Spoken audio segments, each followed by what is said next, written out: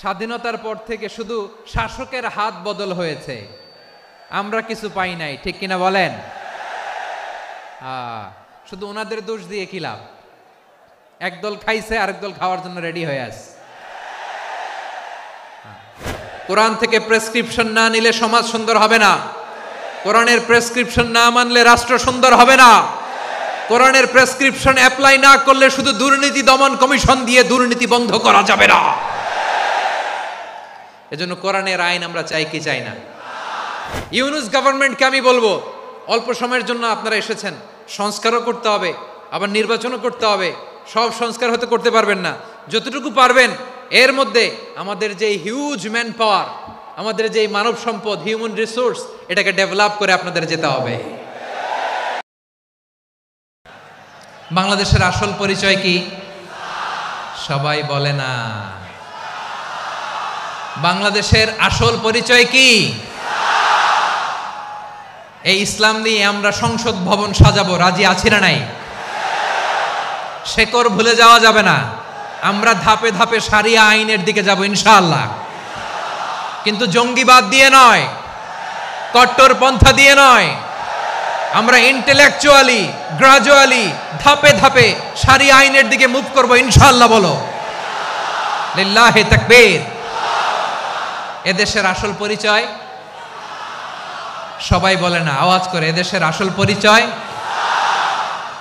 চট্টগ্রাম ফেনীতে যারা গিয়েছেন, মেঘনা গোমতী ব্রিজ প্রকল্প নাম শুনছেন? মেঘনা একটা ব্রিজ পার হওয়া লাগে।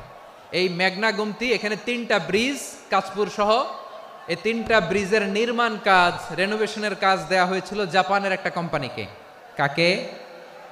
জাপানের কোম্পানির নির্মাণ শেষে 738 কোটি টাকা বেঁচে গেছিল, এটা গভর্নমেন্টের হাতে দিয়ে তারা বিদায় নিয়েছে। কত টাকা? 738 কোটি টাকা। যত প্রাক্কলিত ব্যয় নির্ধারণ করা হয়েছে, সব টাকা সরকার, তৎকালীন সরকার 2019-এর সরকার, কারা ছিল তো জানেন? এই 2019-এর সরকার তাদেরকে দিয়েছে। তারা রিনোভেশন নির্মাণ শেষে 738 কোটি টাকা অতিরিক্ত বেঁচে গেছিল, এটা আবার গভর্নমেন্টের হাতে বুঝাই দিয়ে তারা বিদায় নিচ্ছে। আমরা কেন এমন হইতে পারলাম না? জাপানের ওরাও মানুষ, আমরাও মানুষ, তার মানে মানুষে মানুষে পার্থক্য আছে না নাই? বাংলাদেশের 2টা উদাহরণ দেয়। 1 নম্বর উদাহরণ, গত সপ্তাহে আপনারা জানেন কক্সবাজার আমার একটা প্রোগ্রাম ছিল, তো হেলিকপ্টারে গিয়েছিলাম। ফেনী জেলা যখন পার হচ্ছি, আমি দেখলাম 3টা উইন্ডমিল চিনেন তো? বিশাল পিলার, 3টা-4টা পাখা থাকে। বায়ু বিদ্যুৎ কেন্দ্র, বাংলাদেশের প্রথম বায়ু বিদ্যুৎ কেন্দ্র এটা। মুহুরী প্রজেক্ট বলে এটার, সম্ভবত মুহুরী প্রজেক্ট। তো সাগরের বাতাসের ঝাপটায় এটা ঘুরে এনার্জি হয়, ইলেকট্রিসিটি উৎপাদন হয়। তো আমি পাইলটকে বললাম, ভাই এগুলো থেকে কেমন ইলেকট্রিসিটি উৎপাদন হয়? কয় হুজুর একটু হয় না, কিছুই হয় না। কিছুই হয় না মানে? বলে হুজুর বাংলাদেশে যত উইন্ডমিল আছে এটার পাখা একটাও ঘুরে না। আল্লাহ, বলেন কি? তাহলে এই যে কোটি কোটি টাকা ব্যয় করে যে উইন্ডমিল, কয় হুজুর ভিতরে ফিটফাট, উপরে ফিটফাট, ভিতরে সদরঘাট। তার মানে কোটি কোটি টাকা দিয়ে এই উইন্ডমিল বানায়, এখানে কিছু নাই। দুর্নীতির আড্ডাখানা, আখড়াখানা বাংলাদেশ, ঠিক কিনা বলেন? হায় রে, জাপানিজরাও মানুষ, আমরাও মানুষ। আমার এক নিকটাত্মীয় সরকারি চাকরিজীবী, উনি আমাকে বললেন, বাংলাদেশের আরেকটা উদাহরণ দেখি। উনি আমাকে বললেন যে প্রতি বছর আমাদের অফিসের ফার্নিচার চেঞ্জ করে। আমি বললাম প্রতি বছর ফার্নিচার চেঞ্জ করে কেন? বলে যে ফার্নিচার নতুন পারচেজ করলেই তো ওইখানে টাকা, নতুন কিনতে পারলেই টাকা, নতুন উন্নয়নের সবক শোনাতে পারলেই টাকা। প্রথম আলোর রিপোর্ট, কি আলো? প্রথম আলোর রিপোর্ট, গত 15 বছরে উন্নয়নের নামে লুটপাট হয়েছে প্রায় 3.25 লাখ কোটি টাকা। কার রিপোর্ট? আমাদের বানানো কথা। প্রথম আলোর রিপোর্ট। গত 15 বছরে কারা ছিল জানেন তো? হ্যাঁ, শুধু ওনাদেরকেই দোষ দিয়ে লাভ নাই। স্বাধীনতার পর থেকে শুধু শাসকের হাত বদল হয়েছে, আমরা কিছু পাই নাই, ঠিক কিনা বলেন? শুধু ওনাদের দোষ দিয়ে কি লাভ? একদল খাইছে, আরেক দল খাওয়ার জন্য রেডি হয়ে আছে। আমরা এরকম চাই না। জনগণকে ফুটপাতে বসায় দিস। প্রিয় ভাইয়েরা, তাহলে জাপানের মানুষও মানুষ, আমরাও মানুষ। সিদ্ধান্ত আপনার, কোন মানুষ হবেন, ভালো মানুষ না খারাপ মানুষ? আজকের আলোচনার বিষয় হচ্ছে মানব সম্পদের উন্নয়ন, human resource development. It's a process to increase the capacity of knowledge, skill, capacity of the people of a country. একটা দেশের মানুষের জ্ঞান, তাদের দক্ষতা কি করে বাড়ানো যায়, বাড়িয়ে দেশের উন্নয়ন করানো যায়, এটাই হচ্ছে মানব সম্পদ উন্নয়নের মূল কথা। তাহলে মানব সম্পদ হচ্ছে একটা দেশের সবচাইতে শক্তিশালী পুঁজি। ইউনুস গভর্নমেন্টকে আমি বলবো, অল্প সময়ের জন্য আপনারা এসেছেন, সংস্কারও করতে হবে, আবার নির্বাচনও করতে হবে। সব সংস্কার হতে করতে পারবেন না, যতটুকু পারবেন এর মধ্যে আমাদের যে হিউজ ম্যান পাওয়ার, আমাদের যে মানব সম্পদ, হিউম্যান রিসোর্স, এটাকে ডেভেলপ করে আপনাদের যেতে হবে। যেটা পারবেন না সেটাকে পরবর্তী নির্বাচিত গভর্নমেন্টের কাছে রেখে যেতে হবে, যে তারা যেন করে, তাদের কাছে আপনারা এটা রেখে যাবেন। তাহলে মানুষ চাইলে বিশ্ব জয় করতে পারে, আর মানুষকে হারাতে পারে কেউ? জোরে বলো যশোর, মানুষকে হারাতে পারে কেউ? আল্লাহ আমাদেরকে জনসংখ্যা দিয়েছেন প্রিয় ভাইয়েরা, এই জনসংখ্যা অনেক বড় সম্পদ, এটা আমাদের জন্য অভিশাপ নয়, আশীর্বাদ। আমাদের জনসংখ্যাকে যদি আমরা জনশক্তিতে রূপান্তর করতে পারি, আজকে বাংলাদেশ যে অবস্থানে দাঁড়িয়ে আছে, বাংলাদেশ তার 20 গুণ উন্নতির শিখরে চলে যাবে। চিল্লায় বলো ঠিক কিনা? আমাদের শ্রমিক ভাইয়েরা বাইরে কাজ করে, আমাদের শ্রমজীবী ভাইয়েরা, প্রবাসীরা, তাদের ব্যাপারে গুরুত্ব দিতে হবে। আমাদের শ্রমের দাম সবচেয়ে কম, সবচেয়ে কম। তারা এম্বাসিতে গুরুত্ব পায় না, এয়ারপোর্টে গুরুত্ব পায় না। এই সরকার অবশ্য তাদেরকে অনেক গুরুত্ব দিচ্ছে। আমাদের অদক্ষ শ্রমিককে যখন আমরা দুবাই পাঠাই, অল্প বেতন পায়, কিন্তু ইন্ডিয়ানরা দক্ষ শ্রমিক পাঠাইলে তার 3 গুণ বেতন পায়। আমরা আমাদের শ্রমিকদেরকে অদক্ষভাবে আর পাঠাতে চাই না, দক্ষ শ্রমিক পাঠিয়ে আমরা রেমিটেন্সের বন্যা বইয়ে দেব। আমাদের শ্রমিকদের পাঠানো রেমিটেন্সের টাকায় সচল থাকে আমার দেশের অর্থনীতির চাকা। তাদেরকে সবচেয়ে গুরুত্ব দিতে হবে। আমরা পেয়েছি ফ্রিডম ফাইটার, মুক্তিযোদ্ধা, আর আমার প্রবাসী ভাইরা হচ্ছে রেমিটেন্স ফাইটার। জোরে বলো ঠিক কিনা?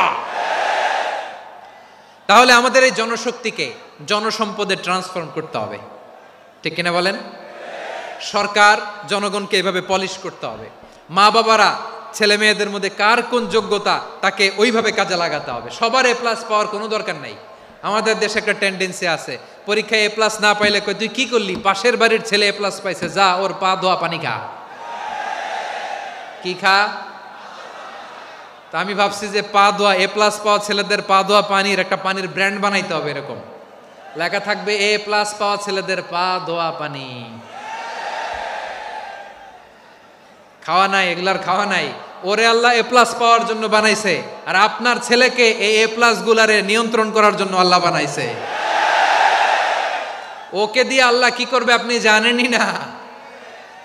একটা এ প্লাস, একটা এ গ্রেড একটা মানুষের জীবনকে ঠিক করে দিতে পারে না। আপনার ছেলেকে আল্লাহ অন্যদিকে যোগ্যতা দিয়েছে, ওদের মনোবল ভাঙবেন না, খবরদার, খবরদার। ছেলে মেয়েদের মনোবল ভাঙবেন না। যাকে দিয়ে যেটা হবে তাকে দিয়ে সেটা করতে হবে, তার প্রতিভাকে সেভাবে কাজে লাগাতে হবে। তাহলে বাংলাদেশ, আমাদের এই জনসংখ্যা জনসম্পদে রূপান্তরিত হবে।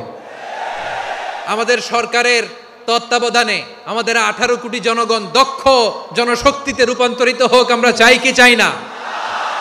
আমরা ভালো মানুষ, শ্রেষ্ঠ মানুষ হতে চাই কি চাই না?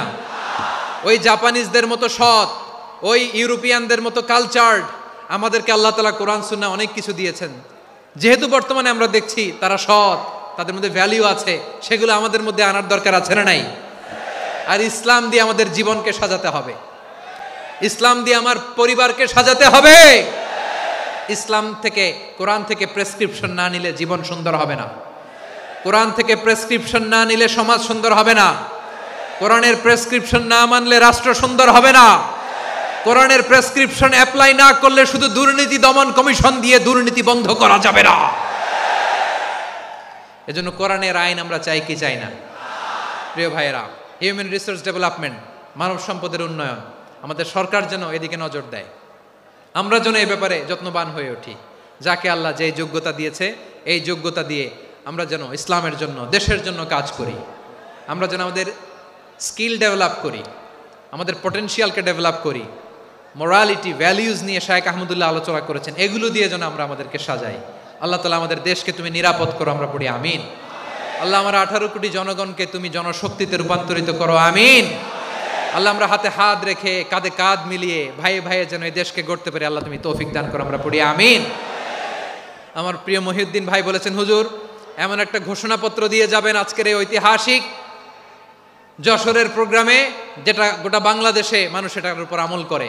আমি যে কথাটা বলেছি এটাই, আসুন আমরা আমাদের জনসংখ্যাকে জনসম্পদে ট্রান্সফর্ম করি, আমাদের জনসংখ্যাকে আমরা যেন জনশক্তিতে রূপান্তরিত করি, জনসংখ্যাকে ট্রান্সফর্ম করে জনশক্তি দিয়ে আমরা যেন আগামীর বাংলাদেশ, স্বাধীন বাংলাদেশ 2.0 গড়ে তুলি।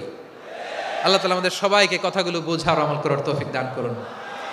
এই জেনজি ক্ষমা করে দিও আমাকে, অনেক দমক দিছি, বকা দিছি। আল্লাহ তোমাদেরকে করুক, কবুল করুক, যশোরবাসীকে কবুল করুক, আদ দিনকে কবুল করুক, এই মেডিকেল কলেজকে কবুল করুক, ইসলামের জন্য বাদ ভাঙা এই জোয়ার এবং উচ্ছ্বাসকে আল্লাহ তাআলা কবুল করুক। হাযা মা ইনদি ওয়াল ইলমু ইনদাল্লাহ আলাইহি তাওয়াক্কালতু ওয়া ইলাইহি উনীব। সুবহানাকাল্লাহুম্মা বিহামদি।